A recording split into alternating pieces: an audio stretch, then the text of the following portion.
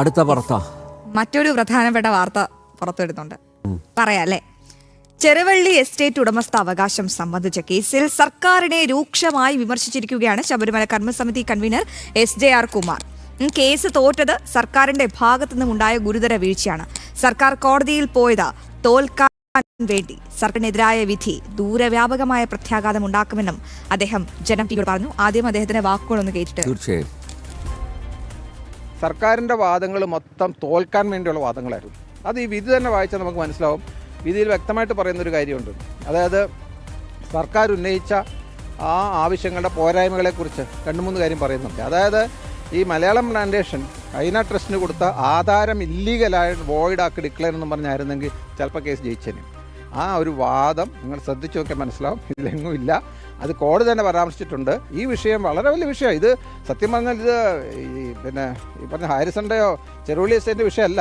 കേരളത്തിൽ തെക്കുമുതൽ വടക്കേ അറ്റം വരെ ആയിരക്കണക്കിന് 10,000 ലക്ഷക്കണക്കിന് ഹെക്ടർ ഭൂമിയിലാണ് ഇതുപോലെ കൈവശപ്പെടുത്തിയിരിക്കുന്നത്.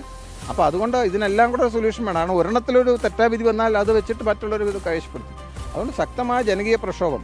അവിടെ ഭൂമി ആരുടെ എന്നുള്ളതല്ല, ഇല്ലീഗലായിട്ട് ഈ ഞാൻ പറഞ്ഞത് ഈ കമ്പനീസാണ്, ഇതല്ലാതെ വ്യക്തികളൊന്നും അല്ലല്ലോ. തീർച്ചയായിട്ടും ശക്തമായ പ്രതിഷേധം ഉണ്ടാവും. അത് മാത്രമേ ഈ സർക്കാരിനെ കീഴടക്കാൻ നമുക്ക് സാധിക്കത്തുള്ളൂ. അശ്വതി, നോക്കൂ, സർക്കാർ ഭൂമി അന്യാധീനപ്പെട്ടു പോകുന്നു. അത്തരം കേസുകൾ കോടതിയിൽ വരുമ്പോൾ സർക്കാർ തന്നെ തോറ്റുകൊടുക്കുകയാണ്. അന്യാധീനപ്പെടുത്തുകയാണോ എന്നതാണ് ചോദ്യം. നമുക്ക് സംശയിക്കാം. അങ്ങനെ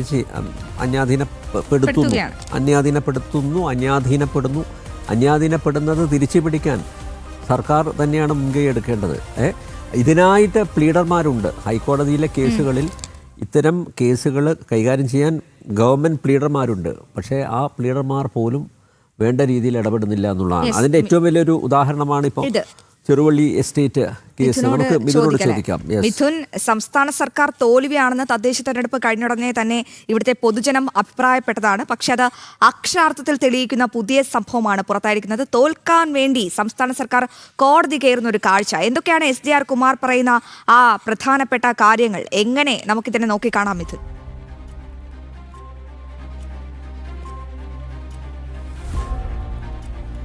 കൃത്യമായല്ല ഈ കേസ് ഇത്തരത്തിൽ സംസ്ഥാന സർക്കാർ നടത്തിയത് എന്നുള്ളതാണ് ഇപ്പോൾ SJ കുമാറിൻ്റെ വിമർശനം. പൂർണ്ണമായും ഇത് തോൽവി സമ്മതിച്ചുകൊണ്ട് അല്ലെങ്കിൽ വിജയത്തിലേക്ക് നയിക്കുന്ന ഒന്നും തന്നെ കോടതിയിൽ സർക്കാർ നടത്തിയിട്ടില്ല എന്നുള്ളതാണ്. ഈ ഹർജി നൽകിയതിലുൾപ്പെടെ ആ ഹർജി നൽകിയ രീതി, കൃത്യമായ പോയിന്റുകൾ ഉന്നയിച്ച് ഹർജി നൽകുന്നതിൽ ഉൾപ്പെടെ, അതുപോലെ തന്നെ കേസിൻ്റെ നടത്തിപ്പ് ഉടനീളം ഇത്തരത്തിൽ ആവശ്യമായിട്ടുള്ള രേഖകൾ സമർപ്പിക്കാതെയും അതുപോലെ തന്നെ കൃത്യമായിട്ടുള്ള വാദഗതികൾ ഉന്നയിക്കാതെയുമാണ് സർക്കാർ ഈ കേസ് മുന്നോട്ട് കൊണ്ടുപോയത് എന്നാണ് SJR കുമാർ വ്യക്തമാക്കിയിരിക്കുന്നത്. നമുക്കറിയാം, ഇത് 2263 ഏക്കർ ഏരിയ ചെറുവള്ളി എസ്റ്റേറ്റിൽ അതിൽ സംസ്ഥാന സർക്കാരും അതുപോലെ തന്നെ ബിലീവേഴ്സ് ചർച്ചിൻ്റെ ഒരു ചാരിറ്റബിൾ ട്രസ്റ്റായിട്ടുള്ള അയന ട്രസ്റ്റും തമ്മിലുള്ള ഒരു ഉടമസ്ഥാവകാശ തർക്കമാണ് ഉണ്ടായത്. ഈ ഭൂമിയാണ് ശബരിമല എരുമേലി വിമാനത്താവളത്തിന് വേണ്ടി കണ്ടെത്തിയിരുന്നത്. ഈ ഭൂമിയുടെ ഉടമസ്ഥാവകാശം സംബന്ധിച്ചുള്ള കേസ് ഏതായാലും സർക്കാർ തോറ്റുപോയി. പാലാ സബ് കോടതിയിലുണ്ടായ കേസ് സർക്കാർ തോറ്റുപോയി. അത് തോൽവിയിലേക്ക് നയിച്ചത് സ്വയം അറിഞ്ഞുകൊണ്ടുള്ള ഒരു കൃത്യവിലോപം തന്നെയായിരിക്കാം എന്നുള്ള ഒരു വിമർശനമാണ് SJR കുമാറിൻ്റെ ഈ വാക്കുകളിൽ നിൽക്കുന്നത്. ഇത് സംബന്ധിച്ച് കോടതിയുടെ സർക്കാരിൻ്റെ വാദപ്രകാരം ഇത് പണ്ടാരം വക പാട്ട ഭൂമിയാണ്. പക്ഷേ ഹരിസൺ മലയാളം ഈ ബിലീവേഴ്സ് ചർച്ചിൻ്റെ ഈ അയന ട്രസ്റ്റിൽ നിന്ന് വാങ്ങുമ്പോൾ ഇത് 2005 ഇത് വാങ്ങിയത്. അതുകൊണ്ട് തന്നെ ആ അയന ട്രസ്റ്റിന് ഇതിൻ്റെ ഉടമസ്ഥാവകാശമുണ്ട്, കൈവശാവകാശമുണ്ട്. ഏതാണ്ട് വർഷങ്ങളോളം കൈവശം വെച്ചിരുന്ന ഭൂമിയാണ് എന്ന് സംബന്ധിച്ചുള്ള വാദങ്ങളാണ് അവർ മുന്നോട്ട് വെച്ചത്. സംസ്ഥാന സർക്കാർ ഉന്നയിച്ച യാതൊരുവിധ വാദങ്ങളും കോടതി അംഗീകരിച്ചില്ല എന്നുള്ളത് ആണ് വാസ്തവം. ഒപ്പം തന്നെ ഉടമസ്ഥാവകാശം സംബന്ധിച്ച് ഹാരിസൺ മലയാളം സമർപ്പിച്ചിട്ടുള്ള എല്ലാ രേഖകളും ഹാരിസൺ മലയാളവും അതുപോലെ തന്നെ ഈ അയന ചാരിറ്റബിൾ ട്രസ്റ്റും നൽകിയിട്ടുള്ള എല്ലാ വാദങ്ങളും അംഗീകരിച്ചു, എല്ലാ രേഖകളും അംഗീകരിച്ചു എന്നുള്ളതാണ്. അതായത് സമ്പൂർണ്ണ പരാജയമായിരുന്നു സംസ്ഥാന സർക്കാർ കോടതിയിൽ ഏറ്റുവാങ്ങിയത് എന്നുള്ളതാണ്. ഇതോടുകൂടി ഈ എരുമേലി വിമാനത്താവളവുമായി ബന്ധപ്പെട്ടുള്ള നടപടിക്രമങ്ങൾ അത് വലിയ രീതിയിലുള്ള തിരിച്ചടിയാവുകയാണ് സംസ്ഥാന സർക്കാരിന് ഉണ്ടായത്. നമുക്കറിയാം, ഇത് സർവേ നടപടികൾ ഏതാണ്ട് കുറേ വർഷങ്ങളോളം ചില നിയമക്കുരുക്കുകളിൽ പെടുകയും അതിനുശേഷം ഇപ്പോൾ വീണ്ടും ആരംഭിക്കുകയും ഇടയ്ക്കിടെ തടസ്സപ്പെടുന്നുണ്ടെങ്കിൽ പോലും സർവേ നടപടികൾ മുന്നോട്ട് പോവുകയും ചെയ്തതാണ്.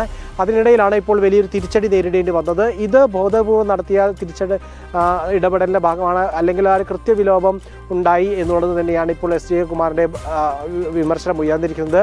അതേസമയം തന്നെ ഈ എരുമേലി വിമാനത്താവളം ചെറുവിളി എസ്റ്റേറ്റിൽ വരുന്നത് സംബന്ധിച്ചുള്ള എതിർപ്പ് തന്നെയാണ് എസ് കുമാർ സംഘടനാപരമായി ഉന്നയിച്ചിട്ടുള്ളത്. പക്ഷേ എന്നിരുന്നാൽ പോലും നടപടിക്രമങ്ങൾ പാലിക്കുന്നതിൽ വലിയ രീതിയിലുള്ള വീഴ്ച സംഭവിച്ചു. അത് കുറ്റകരമായിട്ടുള്ള ഒരു അനാസ്ഥയാണ്. അത് ബോധപൂർവ്വം. തീർച്ചയായും മിഥുൻ, അത് തന്നെയാണ്, അനാസ്ഥ തന്നെയാണ്. പിന്നെ ഒരു കാര്യം മിഥുനെ, തോൽക്കാനും വേണ്ട ഒരു മനസ്സൊക്കെ നമ്മുടെ സംസ്ഥാന സർക്കാർ അതങ്ങ് ചെയ്തു കൊടുത്തു. ഒരുപാട് നമ്മുടെ കമന്റ് ബോക്സ് സജീവമാണ്. അനിൽ നമ്പ്യാർ വായിക്കട്ടെ. ചീത്തവിളി വല്ലാണോ? അത് ഞാൻ നല്ലത് മാത്രം വായിച്ചാൽ മതി. നല്ലത് മാത്രമേ ഞാൻ വായിക്കുള്ളൂ. എന്റെ താവിൽ നിന്ന് നല്ലത് മാത്രമേ വരുള്ളൂ. കൊള്ളയും തള്ളലും കൊടികുത്തി വാഴും, വീണടുത്ത് കിടന്ന് ഉരുളും, ഇത് കിണ്ടി വിഴുങ്ങി മുന്നണികൾ. അമ്മേ, ശബരിമല കേസ് കോടതി പരിഗണനയിലാണ് എങ്കിൽ ശരി, മറ്റ് ക്ഷേത്രങ്ങളിൽ നടക്കുന്ന കൊള്ള ഭയാനകം. അടുത്ത മറ്റൊരു കമന്റ് ഉണ്ട്. മറ്റ് ക്ഷേത്രങ്ങളിലെ കൊള്ള അത് പൊതുസമൂഹത്തെ അറിയിക്കുന്ന ജനം ടി വി മാത്രമാണ്. ഇന്ന് തന്നെ നോക്കൂ, തിരുവല്ലം പരശുരാമ ക്ഷേത്രത്തിലെ ആ ക്രമക്കേട് നമ്മൾ എത്തിച്ചില്ലേ അല്ലേ? ഇങ്ങനെ കേരളത്തിലെ എത്ര ദേവസ്വം ബോർഡിന് കീഴിലുള്ള ക്ഷേത്രങ്ങളിലെ കൊള്ളയും അതുപോലെ ഈ അഴിമതിയും ക്രമക്കേടുമെല്ലാം പൊതുസമൂഹത്തെ അറിയിക്കുന്നത് ജനം ടി വി മാത്രമാണ്. തീർച്ചയായും ഇവിടെ ഈ ജനം ടി വി എന്ന മാധ്യമത്തിൻ്റെ പ്രസക്തി അത് പ്രേക്ഷകർ മനസ്സിലാക്കേണ്ടതാണ്. പുതിയ ചാനലുകൾ വരുന്നുണ്ട്. പക്ഷേ നമ്മുടെ സമാജത്തിൻ്റെ, ഹൈന്ദവ സമൂഹത്തിൻ്റെ പ്രശ്നങ്ങളിൽ സജീവമായും സക്രിയമായും ഇടപെടുന്ന ഒരേ ഒരു ദൃശ്യമാധ്യമം ജനം ടി വി ആണെന്ന് ആവർത്തിച്ച് പറയുകയാണ്. അടുത്ത കമന്റ് പറയൂ. അതെ, പുതിയ ചാനലുകളൊക്കെ വരുന്നത് അഭിനന്ദനീയമാണ്, എല്ലാവരും വരട്ടെ. പക്ഷെ സത്യം പറയാൻ വേണ്ടി മാധ്യമങ്ങൾ തയ്യാറാകണമെന്നാണ് എൻ്റെ ഒരു അഭിപ്രായം. മാധ്യമങ്ങൾ അല്ലെങ്കിൽ പുതിയ ചാനലുകൾ വരുന്നതിൽ തെറ്റില്ല, പക്ഷേ അത് നിഷ്പക്ഷമായ നിലപാട് സ്വീകരിക്കണമെന്നാണ് എൻ്റെ ഒരു അഭിപ്രായം. മറ്റൊരു കമന്റ് ഉണ്ട്. ജോലിയില്ലാത്ത ചെറുപ്പക്കാർക്ക് വിഷം വാങ്ങാൻ 110 കോടി ബജറ്റിൽ വകയിരുത്തി ലാൽ സലാം. പ്രസാദ് നെന്മാറയാണ് പറയുന്നത് കേട്ടോ. അശ്വതി പാർട്ടിക്കാരിയല്ലേ അല്ലേ?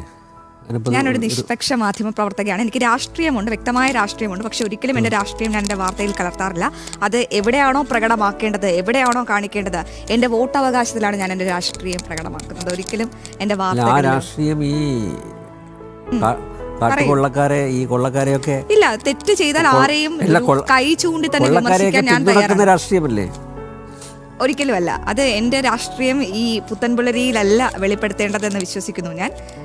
തെറ്റ് കാണിച്ചാൽ അത് ഏത് രാഷ്ട്രീയ പാർട്ടി ആയാലും കൈവിരൽ ചൂണ്ടി തന്നെ വിമർശിക്കാൻ ഞാനൊന്ന് ഇവിടുത്തെ ഇന്ത്യൻ പൗര അതിന് തയ്യാറാണ്. അതിന് ആരായാലും, ഏത് രാഷ്ട്രീയ പാർട്ടി ആയാലും. ഞാൻ പറഞ്ഞു, എൻ്റെ വോട്ടവകാശത്തിൽ മാത്രമാണ് ഞാൻ എൻ്റെ രാഷ്ട്രീയം കാണിക്കുന്നത്.